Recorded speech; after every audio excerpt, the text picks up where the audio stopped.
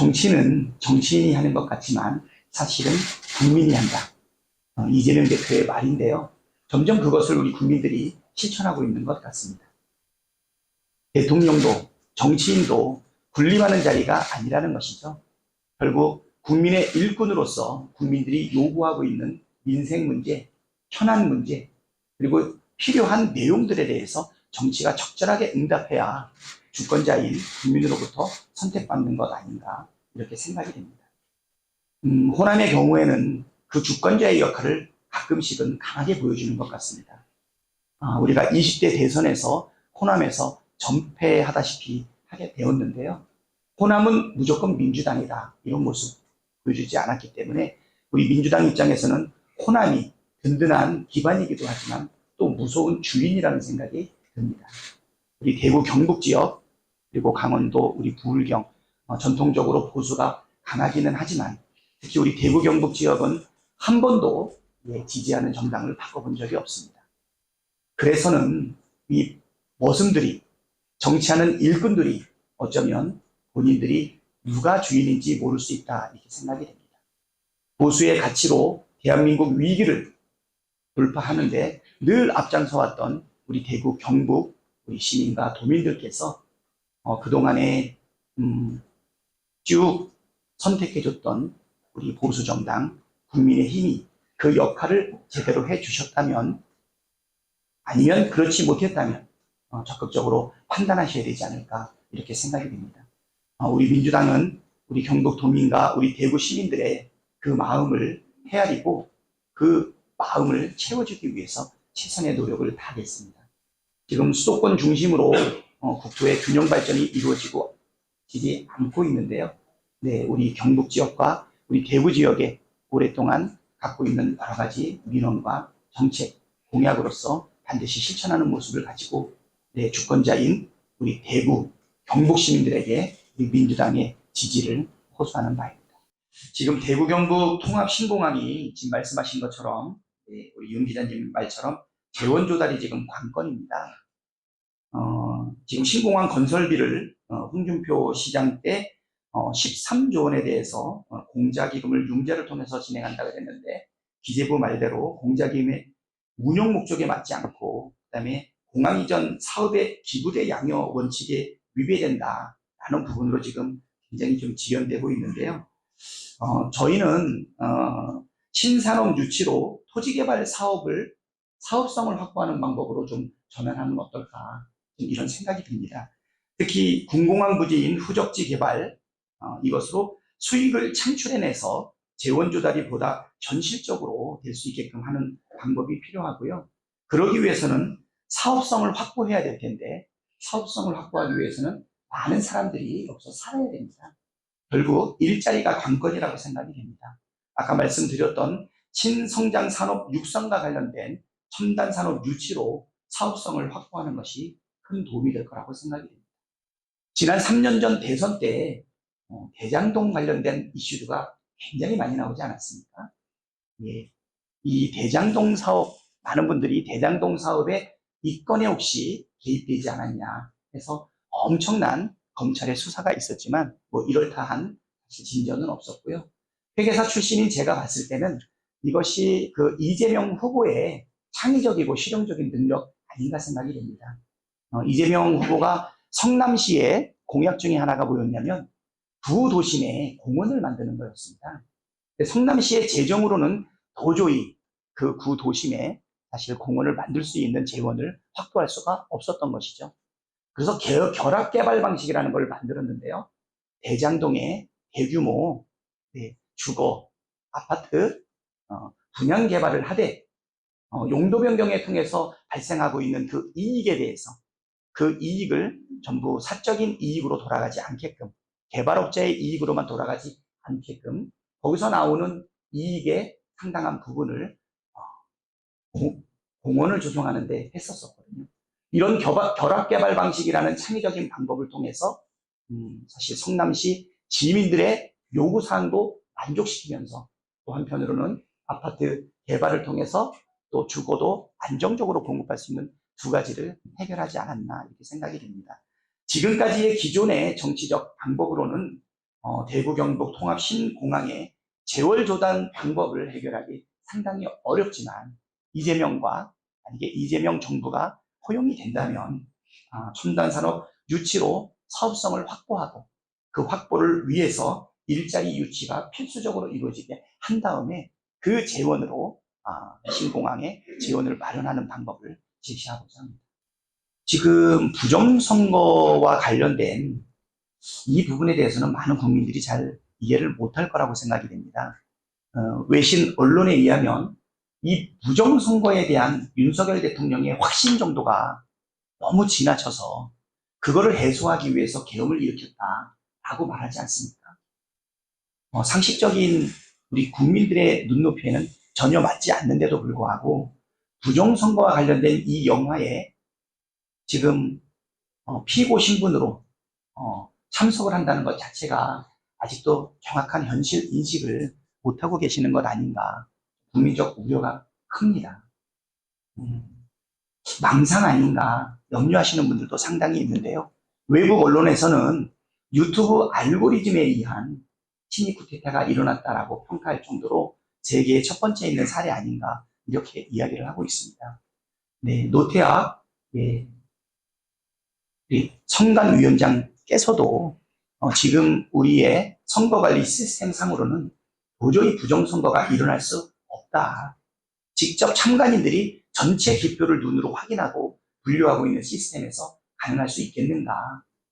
그리고 저번 선거에 0.7% 차이로 윤석열 대통령께서 당선되지 않았습니까? 본인이 당선됐던 그 선거, 그것도 부인하는 것입니까? 라고 묻고 싶고요. 그리고 그 이후에 총선도 윤석열 정권 하에서 그리고 노태악 선관위원장 하에서 이루어졌던 그 선거를 부정선거로 단정하고 확신을 갖는 것은 국가의 지도자로서 대통령으로서 전혀 있을 수 없는 인식 아닌가 이렇게 생각이 됩니다. 김용태 우리 비대위원장께서 김건희 여사에 대해서 사과를 했다라고 하는 것은 이제서야 국민의 눈높이에 맞춘 말이 나오는 것이 아닌가 이렇게 생각이 됩니다. 하지만 우리 국민들은 말로만 하는 정치 좋아하지 않습니다. 공약만 하고 실천하지 못하는 정치인은 다시 선택받지 못하는 것이 주권자인 국민들이 행사하는 그런 실력 행사 아니겠습니까? 우리 김건희 여사에 대한 사과를 했는데요. 그렇다라고 하면 김건희 여사와 관련되어 있는 모든 의혹에 대해서도 분명하게 끊고 가야 된다. 분명한 수사가 이루어질 수 있도록 지금 검찰 시스템 내에서 모든 것이 지금 면책되고 넘어가고 있는데 필요하다면 이럴 때 관련된 특검을 직접 발의하든지 동의하실 것도 필요하다 생각이 됩니다. 국민은 진정성 있는 사과, 행동이 뒷받침되고 있는 사과를 요구한다 이렇게 생각하고요. 그렇지만 비대위원장으로서 먼저 사과의 말을 끝낸 거에 대해서는 바람직하다 이렇게 말씀드리겠습니다. 파기환송식 이거 상식적이지 않죠? 지금 국힘이 우리 민주당의 원내 활동에 대해서 관례에 어긋난다라고 얘기를 많이 합니다. 우리가 다수당이고 소수당을 머릿수로 찍어 누르는 것은 관례가 아니다. 모든 것을 합의해야 된다. 이렇게 사실 이야기를 많이 했습니다. 추경호 원내대표도 그렇게 이야기를 했고요. 그 이후에 권 원내대표께서도 관행 이야기를 많이 했습니다. 하지만 합의를 위해서 노력하는 부분은 어떻게 보면 아름다운 일일 수는 있지만 궁극적으로 아무리 논의하고 협의를 해나가도 결론에 이르지 못한다면 중요한 의사결정을 끝까지 뒤로 미룰 수는 없겠죠. 그때는 민주주의 원리에 따라 다수결로 처리하는 것이 그것이 바로 상식입니다. 관례가 아름답게 지켜져서 서로 협치의 모습을 갖는 것은 좋은 일이나 중요한 정책 의사결정, 입안 의사결정 그리고 이런 부분들이 이루어지지 않는다면 민주주의 원리에 따라 진행을 해야 된다 이렇게 말씀을 드렸거든요. 그런데 이번에 그 파기환송과 관련된 부분은 국민의 상식에도 맞지 않고 또 관행에도 맞지 않는다고 보입니다. 조희대 대법원장 그 10명의 대법관이 이번에 냈던 파기환송은 이 중요한 사안에 대해서 딱 2번의 심리만으로, 그리고 고법에서 무죄 판결이 나고 난 이후에 34일 만에 결정이 났고요. 그리고 7만 페이지에 이르고 있는 재판 관련 서류를 실제로 검토하지 않은 채로 이루어졌습니다.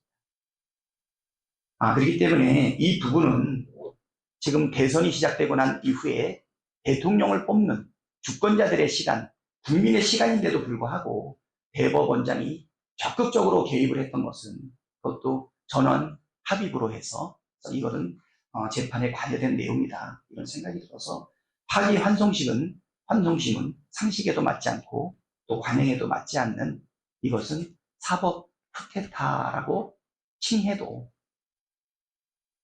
그쪽에서 부인할 수 없는 내용 아닌가, 이런 생각이 듭니다.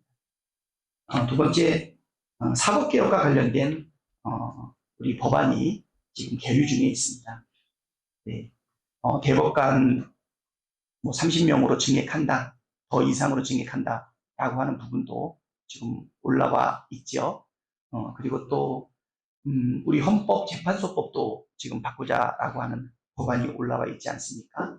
그것은 뭐냐면, 헌법 소원의 대상이 우리 재판과 판결은 제외했지만 그 부분도 필요하다면 넣겠다.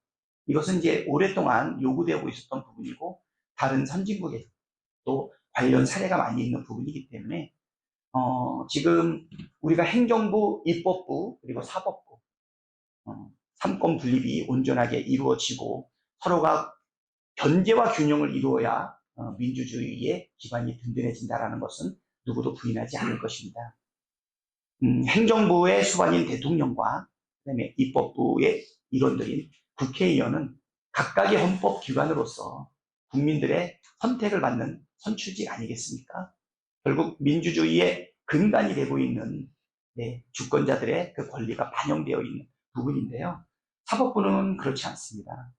사법부는 선출직이 아니고 철저하게 내부의 승진 체계를 통해 가지고 이루어지고 있지 않습니까? 그런데 법치주의도, 그리고 사법부의 독립도 민주주의보다, 주권 재민보다 높지는 않다, 이렇게 생각이 됩니다. 그래서 요번에 대법원의 이 파기환송심은 주권자의 권리 행사를 어쩌면 개입하고 선거에 영향을 미치려고 하는 의도가 있기 때문에, 그렇다면 우리의 3권 분립의 사법부도 민주적 질서가 작동할 수 있는 식으로 우리가 좀 보완해 나가야 되지 않겠냐. 아직은 우리가 대법원장이나 아니면 사법부에 있는 분들을 직선제로 뽑는다든가 선거로 뽑는다 하는 단계까지 가지는 않았지만, 아까도 말씀드렸듯이 이러한 입법을 통해서 사법개혁의 어떤 단추는 만들어야겠다라고 하는 개별 의원들의 바위가 좀 진행되고 있고요. 이 부분이 이제 법사위에 계류되거나 일부는 통과되었다라고 봅니다.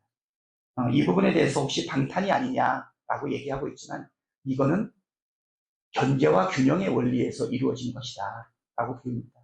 대법관수 늘리는 거, 이게 직접적인 방탄으로 연결되는 건 아니지 않겠습니까? 실질적으로 14분의 대법관으로는 그 수많은 사실 3심을 다 하기는 상당히 어려움이 있다, 좀 이렇게 보이고요. 그 다음에 또 가장 민감한 것 중에 뭐냐면, 자칫하면 실질적인 사심제가 될 수 있는 재판소원 부분은 어떻게 할 것인가. 이거는 지금 발의 단계, 그 다음에 계류 단계에 있기 때문에 좀 더 합리적으로 다듬을 필요는 있지 않나, 이렇게 생각이 듭니다. 아마 대선 전까지는 의결되기는 쉽지 않을 거라고 보이고요. 네. 우리 국민들께서는 대통령에게도 주권자 국민의 권리를 주장하는 시대입니다. 우리 국회의원들은 못하면 우리 국민들의 밥 아닙니까? 사법부는요. 사법부가 최상의 목적이 아니라 바로 주권자인 국민들의 상식과 요구가 더 높은 위치에 있다는 것도 시대의 흐름에 맞지 않는가, 이렇게 생각합니다.